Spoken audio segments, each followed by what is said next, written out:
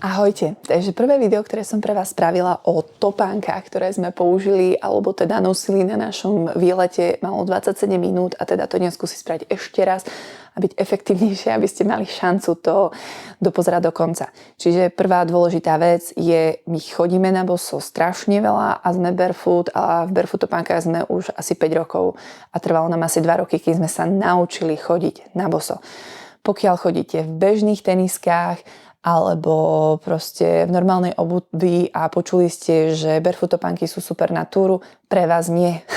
Najprv nohu nacvičte, potom môžete ísť do barefoot topánok. Ak nechcete tým pádom pozerať toto video celé, rovno vám len poviem, Altra má topánky, ktoré spĺňajú veľmi veľa barefoot kritérií, napríklad nemajú zdvihnutú pätu oproti špičke, alebo majú hlavne miesto na prsty, čo je úplne super a majú aj určitú ohybnosť, ale hlavne vlastne vám odfiltrujú tie nárazy. Čiže ak ste teda nebarefoot, že nechodíte v takých tých topánkach, nemáte ešte zmenený štýl chôdze, nemusíte ani pozerať celé toto siahodlhé video, pozrite si alebo vyskúšajte si niekde Altra, my sme mali Lone Peak. Hej. No a teraz pre tých, ktorí chodíte už dlhodobejšie v barefoot topánkach alebo chodíte na boso a naozaj ste si uvedomili, že už ste zmenili štýl chôdze a chodíte tým bosým štýlom a chcete ísť do prírody, tak vám vlastne skúsim naozaj stručne povedať, ako sme si my vyberali topánky a kde sme mali problémy, čo si myslím, že vlastne by sme urobili možno inak alebo tak. Čiže našim kritérium pri výber topánok bolo, že museli mať grip. To znamená, museli mať nejaký dezén, tým, že sme vedeli, že budeme väčšinu času vlastne v prírode, že pôjdeme po skalách, že tie skaly môžu byť mokré, tak sme si povedali, že musíme si nájsť nejaké takéto topánky, ktoré tam majú nejaký dezén. Akýkoľvek dezén je mínus v rámci cítenia a pocitu.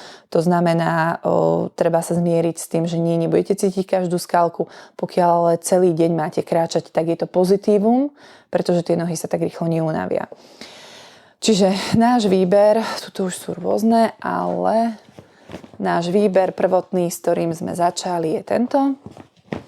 Si ich dám takto bližšie. Čiže začali sme pre dospelákov a najstaršieho syna s Xerami Teraflex, pretože sme si našli, že vlastne majú grip.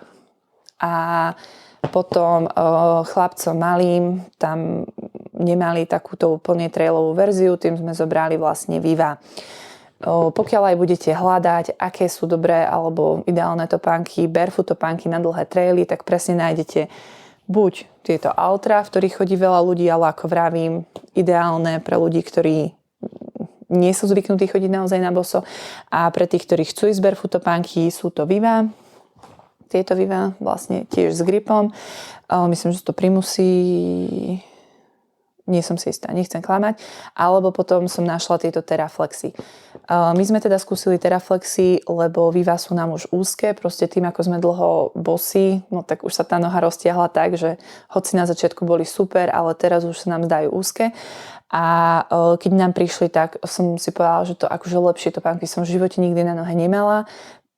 Mali naozaj proste úplne akože krásne vypolstrované, mäkké sadly, akože ako papučky, a hlavne, čo je úplne úžasné, oni v každej ich topánky to v podstate majú takéto vlastne pásky, ktoré sú pomocné na sťahovanie, a keď sa utiahne šnúrka, tak vlastne tieto pásky stiahnu nohu a oni ju uchytia vlastne v tejto časti a v tejto časti. Čiže tá noha vám nelieta a stále máte úplne bohatý priestor na prsty. To je strašne dôležité a úplne podľa mňa, čo je, prečo nám tieto topánky tak veľmi sadli. Ibaže Xera. Po prvých 2 týždňoch a 100 kilometrách sme si všimli, že Jankovi sa začína odliepať horná časť kožená, ktorá má ochraňovať spodnú časť, a tak sme sa to snažili riešiť. Veľa sme nevyriešili v rámci slovenského e-shopu, takže sme mu rovno objednali druhé, tieto sme poslali naspäť na reklamáciu. To nebolo ale uznané, to vám poviem prečo. A akože kebyže sa to stalo iba v týchto iných topánkach, tak si povieme, že naše dieťa je šmachtlavé a proste bohužiaľ naozaj mechanicky zničilo topánky. Ibaže po ďalších 50 kilometroch sa presne to isté stalo aj Jančimu. Táto horná koženka sa mu urvala a predriavil sa mu spodok, plus vlastne v najviac ohýbanom mieste pri prstoch sa mu ešte predrala tu. A v konečnom dôsledku po 300 km sa mi presne to isté stalo aj mne a tiež som predriavila túto pánku durch. Čiže ja som písala aj do amerického Xera, kde som im napísala, že si myslím, že dizajnovo alebo teda technologicky táto pánka nie je dobre navrhnutá. Povedali mi, že mám kontaktovať teda lokálnych tých predajcov, ktorí by mi mali uznať reklamáciu, pretože oni garantujú 5000 mil, že tá podrážka vydrží. Som písala, že ak vrch vydrží 200 km, tak je to úplne neadekvátne.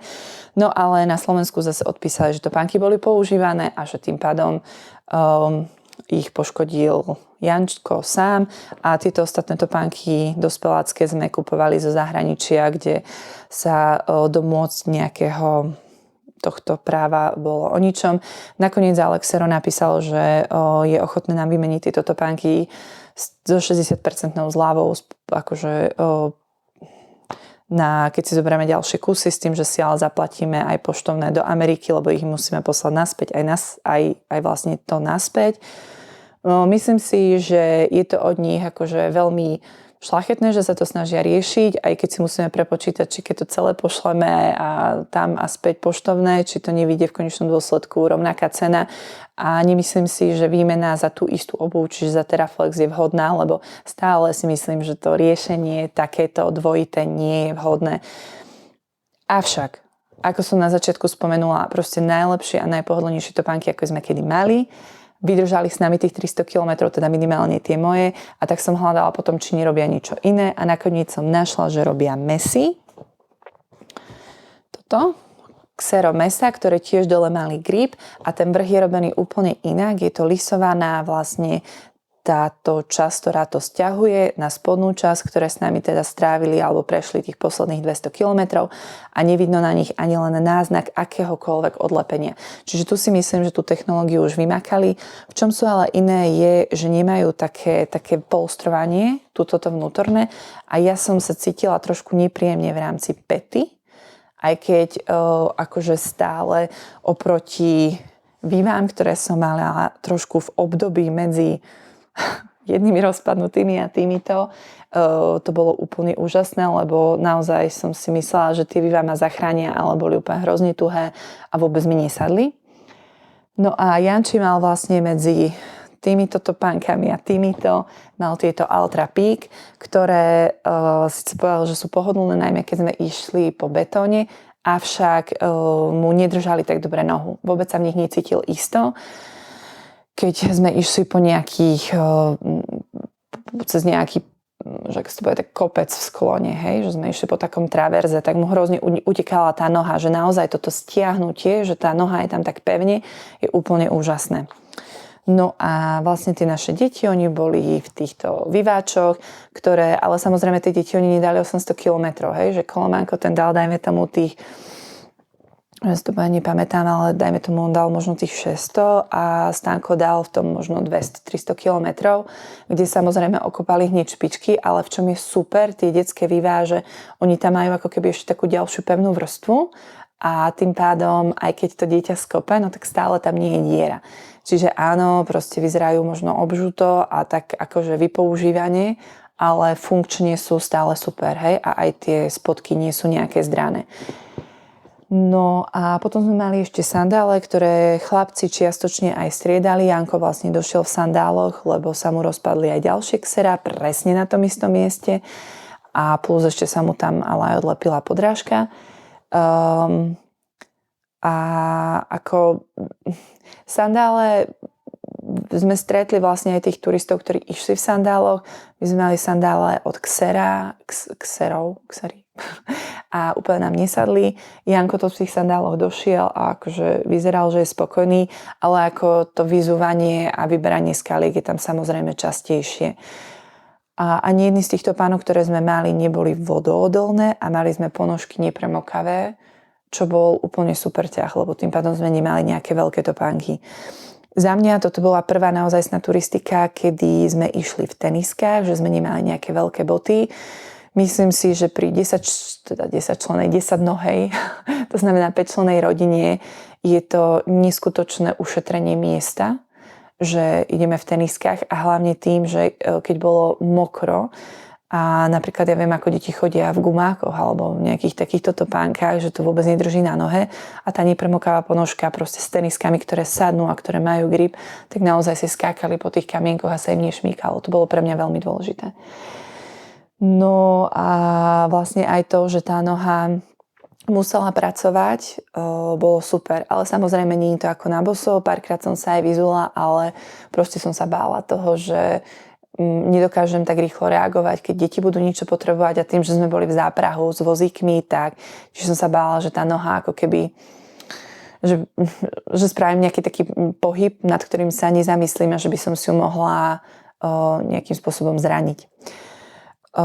Čo ešte dodať? Pokiaľ chodíte a viete už chodiť na boso, čiže chodíte veľa v barefoot topánkach alebo na boso, a idete na túru, barefoot topánky sú skvelá voľba. Akože tá nohu to ochráni a naozaj vlastne to telo pracuje podľa mňa aj vďaka tej nohe super.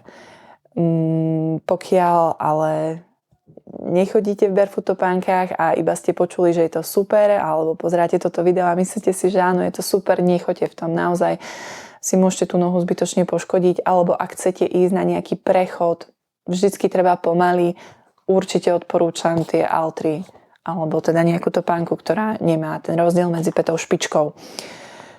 A áno, no, ako možno také, že či by som si kúpila niečo iné, kebyže som vedela, že sa mi všetky rozpadnú, bola to určite úplne že zbytočná perepud na začiatku, alebo na začiatku. Bolo to ako, že počas výletu sme museli akože non-stop riešiť nejaké topánky a v kúse sme riešili nejaké topánky a bolo by to oveľa lepšie bez toho, ale